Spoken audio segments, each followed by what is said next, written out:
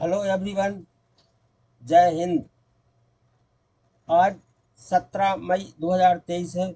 आज के इस वीडियो में हम 17 मई 2023 से बनने वाले सभी करंट अफेयर्स से संबंधित इम्पोर्टेंट क्वेश्चंस को जानने वाले हैं। आप सभी इस वीडियो को बिल्कुल भी मिस मत करना। इस वीडियो का हर पार्ट देखना, जो आपके लिए बहुत ही उपयोगी रहेगा। चलिए देख लेते हैं। पहले हम रिवीजन करेंगे उन क्वेश्चनों का जो कि हमने कल बताए थे। फर्स्ट क्वेश्चन था, केंद्रीय जांच ब्यूरो सीबीआई के नए निदेशक के रूप में प्रवीण सूद को नियुक्त किया गया है। छठा हिंद महासागर सम्मेलन आईओसी 12-13 मई 2023 को हो रहा है। Govind Swarup life time achievement award 2022 से जयंत नार्लिकर को सम्मानित किया गया। राष्ट्रीय चिकित्सा आयोग एनएमसी के नए नियमों के अनुसार अब देश में चिकित्सा का अभ्यास करने वाले डॉक्टरों के लिए एक विशिष्ट पहचान संख्या अनिवार्य है। वाणिज्य एवं उद्योग मंत्रालय के अनुसार अप्रैल में थोक मूल्यों में मार्च की तुलना में -0.92% की कमी आई। भारत के विदेशी मुद्रा भंडार का वर्तमान स्तर 595.976 बिलियन डॉलर है। विदेशी मुद्रा भंडार शब्द का अर्थ है किसी देश के केंद्रीय बैंक द्वारा धारित सभी विदेशी मुद्राओं का कुल मूल्य। आरबीआई बैंकों से जुलाई तक लिबोर के बजाय एक वैकल्पिक संदर्भ दर को अपनाए जाने की उम्मीद कर रहा है। हाल ही में भारत के 82वें ग्रैंड मास्टर बी प्रमीर बने हैं। डेटा गवर्नेंस क्वालिटी इंडेक्स पर सर्वेक्षण रिपोर्ट के अनुसार बंदरगाह, नौवहन और जलमार्ग मंत्रालय ने 66 मंत्रालयों में दूसरा स्थान हासिल किया। देख लेते हैं कल जो एक क्वेश्चन आपसे पूछा था उसके बारे में। रिपोर्ट के अनुसार थोक मूल्यों में गिरावट के मुख्य कारक क्या थे? रिपोर्ट के अनुसार थोक मूल्यों में गिरावट के मुख्य कारक क्या थे? फर्स्ट ऑप्शन था कच्चा तेल, ऊर्जा, गैर खाद्य पदार्थ और खाद्य उत्पादन। सेकंड था प्राथमिक लेख और मुद्रा स्फीति की दर। थर्ड था थोक मूल्य सूचकांक और विनिर्माण क्षेत्र। फोर्थ था वाणिज्य और उद्योग नीतियां। सही आंसर है कच्चा तेल, ऊर्जा, गैर खाद्य पदार्थ और खाद्य उत्पाद। रिपोर्ट में उल्लेख किया गया है कि थोक कीमतों में गिरावट व्यापक थी, मुख्य रूप से कच्चे तेल, ऊर्जा, गैर खाद्य वस्तुओं और खाद्य उत्पादों की कम कीमतों से प्रेरित थी। अप्रैल में प्राथमिक वस्तुओं के लिए मुद्रास्फीति की दर मार्च में 2.40% से घटकर 1.60% हो गई। देख लेते हैं अब हम आज 17 मई 2023 की करंट अफेयर्स। इसका हम पहला क्वेश्चन देखेंगे। नई दिल्ली में विधायी प्रारूपण पर एक प्रशिक्षण कार्यक्रम का उद्घाटन किसने किया? फर्स्ट है नरेंद्र मोदी, सेकंड अमित शाह, थर्ड है राजनाथ सिंह, फोर्थ है अरुण जेटली।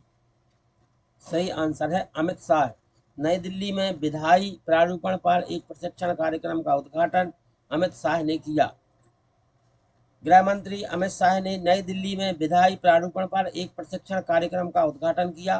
प्रशिक्षण कार्यक्रम का उद्देश्य संसद, राज्य विधानसभाओं, विशिष्ट मंत्रालयों, वैधानिक निकायों और अन्य सरकारी विभागों के अधिकारियों के बीच विधायी प्रारूपण के सिद्धांतों और प्रथाओं की समझ को बढ़ाना है। क्वेश्चन 2, वैश्विक महिला मुद्दों के लिए बड़े पैमाने पर अमेरिकी राजदूत के रूप में किसे नियुक्त किया गया है?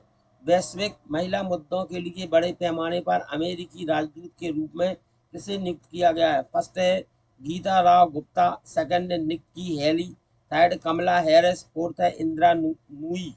सही आंसर है गीता राव गुप्ता। वैश्विक महिला मुद्दों के लिए बड़े पैमाने पर अमेरिकी राजदूत के रूप में गीता राव गुप्ता को नियुक्त किया गया है।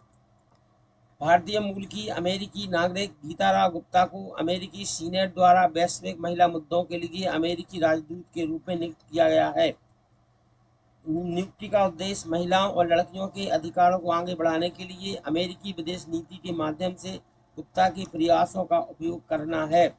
अमेरिकी सीनेट ने 47 मतों की तुलना में 51 मतों के साथ गुप्ता की नियुक्ति की पुष्टि की। क्वेश्चन नंबर 3, नई दिल्ली में डीप ओशन मिशन की पहली उच्च स्तरीय संचालन समिति की बैठक की अध्यक्षता किसने की? नई दिल्ली में डीप ओशन मिशन की पहली उच्च स्तरीय संचालन समिति की बैठक की अध्यक्षता किसने की? फर्स्ट ऑप्शन है doctor Jitendra Singh, second option है Narendra Modi, third option Piyush Goyal, fourth option है राजनाथ सिंह। सही आंसर है डॉक्टर जितेंद्र सिंह। नई दिल्ली में डीप ओशन मिशन की पहली उच्च स्तरीय संचालन समिति की बैठक की अध्यक्षता डॉक्टर जितेंद्र सिंह ने की। कार्मिक लोक शिकायत पेंशन परमाणु ऊर्जा और अंतरिक्ष राज्य मंत्री डॉक्टर जितेंद्र सिंह ने नई दिल्ली में आयोजित डीप ओशन मिशन की पहली उच्च स्तरीय संचालन समिति की बैठक की अध्यक्षता की। डीप ओशन मिशन प्रधानमंत्री नरेंद्र मोदी के घोषित मिशन का एक हिस्सा है और इसे नीली अर्थव्यवस्था का एक महत्वपूर्ण घटक माना जाता है।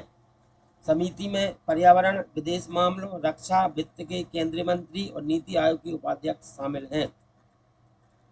क्वेश्चन नंबर 4, जनवरी 2024 में आसियान टूरिज्म फोरम की मेजबानी कौन सा देश करेगा? जनवरी 2024 में आसियान टूरिज्म फोरम की मेजबानी कौन सा देश करेगा? फर्स्ट है वियतनाम, सेकंड है लाओस, थर्ड है थाईलैंड, फोर्थ है कंबोडिया। सही आंसर है लाओस। जनवरी 2024 में आसियान टूरिज्म फोरम की मेजबानी लाओस करेगा। लाओस जनवरी 2024 में वार्षिक आसियान पर्यटन फोरम की मेजबानी करने की तैयारी कर रहा है, जो राजधानी शहर वियतनामी में होगा। फोरम का विषय गुणवत्ता और जिम्मेदार पर्यटन, आसियान भविष्य को बनाए रखना है, जो टिकाऊ और जिम्मेदार पर्यटन प्रथाओं पर आधारित केंद्रित है। क्वेश्चन नंबर 5, हाल ही में माउंट एवरेस्ट को 26 बार सफलतापूर्वक फतह करने वाले दूसरे व्यक्ति कौन बने हैं? हाल ही में माउंट एवरेस्ट को 26 बार सफलतापूर्वक फतह करने वाले दूसरे व्यक्ति कौन बने हैं? फर्स्ट ऑप्शन है पासांग ल्यामू शेरपा, सेकंड ऑप्शन है तेंसेन नोरगे शेरपा, थर्ड ऑप्शन फुरबा तासी शेरपा, फोर्थ है पासांग ल्याहाकपा शेरपा। सही आंसर है फुरबा तासी शेरपा। पसंग ल्यामू शेरपा जिन्हें पादहा के नाम से भी जाना जाता है ने 26वीं बार सफलतापूर्वक माउंट एवरेस्ट की चोटी पर पहुंचकर एक अन्य नेपाली गाइड द्वारा निर्धारित रिकॉर्ड की बराबरी की। हंगरी के एक पर्वतारोही के साथ उन्होंने 40 साल की उम्र में यह उपलब्धि हासिल की। हिमालय डेटाबेस, जो नेपाल के हिमालय में पर्वतारोहण की उपलब्धियों को दर्ज करता है, का उल्लेख है कि पसंग ल्यामू शेरपा ने पहले एवरेस्ट पर 25 बार चढ़ाई की थी, जिसमें 2022 में 2 आरोहण शामिल थे। क्वेश्चन नंबर 6, यूरोपीय संघ के नियामकों ने किस कंपनी के $69 बिलियन मूल्य के एक्टिविजन ब्लिज़ार्ड के अधिग्रहण को मंजूरी दी थी? First option Google, second option Facebook, third option सेब, फोर्थ ऑप्शन माइक्रोसॉफ्ट। सही आंसर है माइक्रोसॉफ्ट। यूरोपीय संघ के नियामकों ने माइक्रोसॉफ्ट कंपनी के $69 बिलियन मूल्य की एक्टिविजन ब्लिज़ार्ड के अधिग्रहण को मंजूरी दी थी। यूरोपीय संघ के नियामकों ने $69 बिलियन की राशि के लिए माइक्रोसॉफ्ट के एक्टिविजन ब्लिज़ार्ड के अधिग्रहण के लिए अपनी मंजूरी दे दी है। एक्टिविजन ब्लिज़ार्ड दुनिया की सबसे बड़ी गेमिंग फर्मों में से एक है। यूरोपीय आयोग की कार्यकारी शाखा यूरोपीय परिषद ने माइक्रोसॉफ्ट द्वारा क्लाउड गेमिंग के उभरते क्षेत्र में उपायों की पेशकश के बाद सौदे के लिए मंजूरी दे दी, जो विश्वास की चिंताओं को दूर करता है। क्वेश्चन 7, हाल ही में किसने भारतीय वायुसेना में वायुसेना के उप प्रमुख का पद ग्रहण किया है? हाल ही में किसने भारतीय वायुसेना में वायुसेना के उप प्रमुख का पद ग्रहण किया है? First option air marshal Ashutosh Dikshit, second option air marshal Rakesh Kumar Singh Bhadauria, third option air chief marshal Virendra Singh Dhanoa, fourth option air marshal Anil Khosla. सही आंसर है air marshal Ashutosh Dikshit. Air marshal Ashutosh Dikshit. तो हाल ही में एयर मार्शल आशुतोष दीक्षित ने भारतीय वायुसेना में वायुसेना के उप प्रमुख का पद ग्रहण किया है। एयर मार्शल आशुतोष दीक्षित ने भारतीय वायुसेना में उप वायुसेनाध्यक्ष का पदभार संभाल लिया है। उन्हें 6 दिसंबर 1986 को फाइटर स्ट्रीम में कमीशन दिया गया था और उनके पास एक योग्य उड़ान प्रशिक्षक और एक परीक्षण पायलट के रूप में व्यापक अनुभव है, जिसमें लड़ाकू ट्रेनर और परिवहन विमानों पर 3300 घंटे से अधिक का उड़ान अनुभव है। उन्होंने ऑपरेशन सफेद सागर और ऑपरेशन रक्षक जैसे अभियानों में भाग लिया है। क्वेश्चन नंबर 8, विश्व स्तर पर शांति में एक साथ रहने का अंतर्राष्ट्रीय दिवस कब मनाया जाता है? विश्व स्तर पर शांति में एक साथ रहने का अंतर्राष्ट्रीय दिवस कब मनाया जाता है? 16 मई, 7 अप्रैल, 21 जून, 24 अक्टूबर। सही आंसर है 16 मई। विश्व स्तर पर शांति में एक साथ रहने का अंतर्राष्ट्रीय दिवस 16 मई को मनाया जाता है। शांति में एक साथ रहने का अंतर्राष्ट्रीय दिवस हर साल 16 मई को विश्व स्तर पर मनाया जाता है। इस दिन का उद्देश्य वैश्विक स्तर पर व्यक्तियों समुदायों के बीच शांति, सहिष्णुता, समावेशिता, समझ और एकता को बढ़ावा देना है। यह विभिन्न पृष्ठभूमि के लोगों के बीच शांतिपूर्ण सह अस्तित्व, आपसी सम्मान और सद्भावना को बढ़ावा देने के महत्व पर जोर देता है। शांति में एक साथ रहने का अंतर्राष्ट्रीय दिवस दुनिया भर के लोगों को एक साथ आने और शांति का जश्न मनाने का अवसर प्रदान करता है। साथ ही एक अधिक शांतिपूर्ण दुनिया के निर्माण में हमारे सामने आने वाली चुनौतियों पर भी विचार करता है। क्वेश्चन नंबर 9, देहरादून में राष्ट्रीय होम्योपैथिक सम्मेलन होमोकान 2023 का उद्घाटन किसने किया? देहरादून में राष्ट्रीय होम्योपैथिक सम्मेलन होमोकान 2023 का उद्घाटन किसने किया? फर्स्ट ऑप्शन भारत के राष्ट्रपति, सेकंड ऑप्शन भारत के प्रधानमंत्री, थर्ड ऑप्शन मुख्यमंत्री पुष्कर सिंह धामी, फोर्थ ऑप्शन है उत्तराखंड के स्वास्थ्य मंत्री। सही आंसर है इसका मुख्यमंत्री पुष्कर सिंह धामी। देहरादून में राष्ट्रीय होम्योपैथिक सम्मेलन होमोकान 2023 का उद्घाटन मुख्यमंत्री पुष्कर सिंह धामी ने किया। मुख्यमंत्री पुष्कर सिंह धामी ने देहरादून में दून विश्वविद्यालय में आयोजित राष्ट्रीय होम्योपैथिक सम्मेलन होमोकान 2023 का उद्घाटन किया। सम्मेलन ने होम्योपैथी के महत्व को दुनिया की दूसरी सबसे लोकप्रिय चिकित्सा पद्धति के रूप में और कोविड-19 महामारी के दौरान इसकी प्रासंगिकता पर प्रकाश डाला।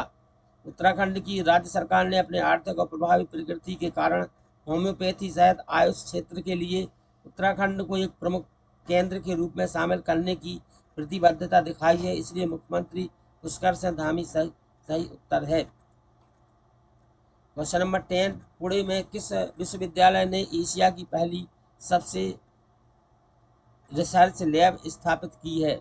फर्स्ट है पुणे विश्वविद्यालय, सेकंड है MIT world peace university, third है सावित्रीबाई फुले विश्वविद्यालय फर्ग्यूसन कॉलेज। सही आंसर है MIT world peace university, MIT world peace university. MIT second number पर है जो MIT world peace university. Pune में MIT world peace university WPU ने वैश्विक तेल और गैस उद्योग को बढ़ावा देने के लिए अनुशासन और बहुविषयक प्रतिभा को बढ़ावा देने के उद्देश्य से एशिया की पहली सबसी रिसर्च लैब की स्थापना की है। एकर सॉल्यूशंस के सहयोग से बनाई गई लैब का उद्देश्य अत्याधुनिक सुविधाओं के माध्यम से वास्तविक दुनिया का अनुभव प्रदान करना और विभिन्न प्रतिभाओं को बढ़ावा देकर तेल और गैस उद्योग में प्रशिक्षण और शिक्षा में क्रांति लाना है। इसलिए चलिए अब आज का क्वेश्चन देख लेते हैं, इसका उत्तर आप सभी को कमेंट बॉक्स में लिखना है। क्वेश्चन है संघ लोक सेवा आयोग UPSC के अध्यक्ष के रूप में कौन शपथ लेगा? संघ लोक सेवा आयोग UPSC के अध्यक्ष के रूप में कौन शपथ लेगा? फर्स्ट है मनोज सोनी, सेकंड है स्मृति नागराज, थर्ड है डॉक्टर बाबा साहेब अम्बेडकर, फोर्थ में है महाराजा सयाजीराव गायकवाड़ थर्ड। तो इन तीन में से इन ऑप्शन में से कोई एक ऑप्शन सही है। आप सभी उत्तर कमेंट बॉक्स में लिख देंगे। वीडियो देखने के लिए बहुत बहुत धन्यवाद।